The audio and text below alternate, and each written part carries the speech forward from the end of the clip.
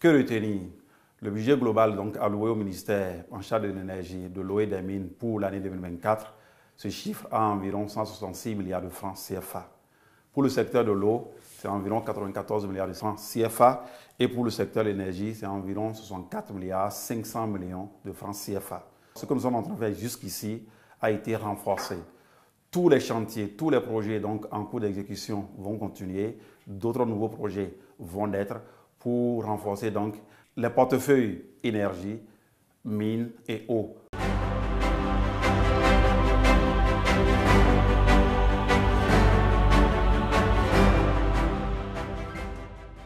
Alors pour 2024, nous allons continuer par l'extension du réseau de transport sur l'ensemble du territoire. La partie méridionale et la partie centrale sont déjà entièrement couvertes. Il reste quelques zones de bouclage pour avoir donc une boucle entière et maintenant le nord-est. Parce que la dorsale sud-nord est déjà réalisée jusqu'à Mananville. Donc vous quittez Cotonou jusqu'à Mananville, nous avons cette dorsale et le sol dorsal, donc nous allons partir à l'est. La zone de Neki, Kalale, Perere, Segbana, ça c'est l'est. La zone maintenant ouest, Natitengu, Porga et Tangueta également. Voilà donc les deux principales zones qui nous restent donc à couvrir en matière donc de transport énergétique. Et également nous mettre en boucle avec les autres pays, le Burkina et le Togo du côté ouest, le Nigeria du côté est. Le nord est déjà réalisé. Nous sommes donc en boucle avec le Niger à travers donc la dorsale sud-nord dont j'ai parlé tantôt.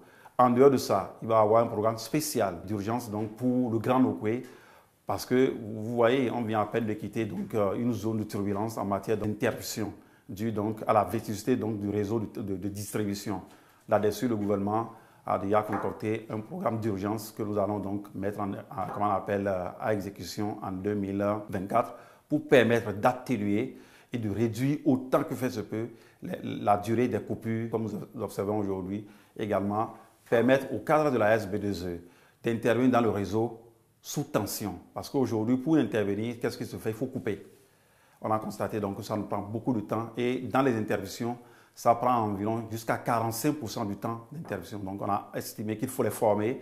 Et là également, un travail sera fait dans les tout premiers mois de 2024 afin qu'ils apprennent à intervenir donc, et que le réseau soit sous tension.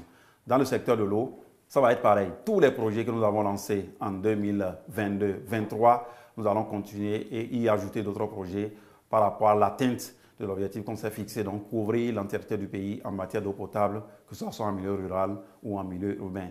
Pour les mines, nous sommes engagés résolument donc, en matière de recherche minière, surtout des minéraux stratégiques, le lithium, le chrome, le colombo-tantalite et le nickel. Nous travaillons activement dessus.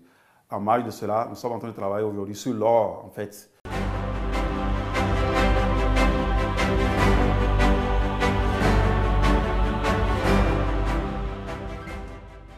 Favorablement, mais l'attente est toujours grande et tout le monde voudrait avoir de l'eau dans sa maison. Là maintenant, ça veut dire debout ici, si c'était possible de le faire aujourd'hui, ainsi que l'électricité, Paris n'a pas été construite en une journée.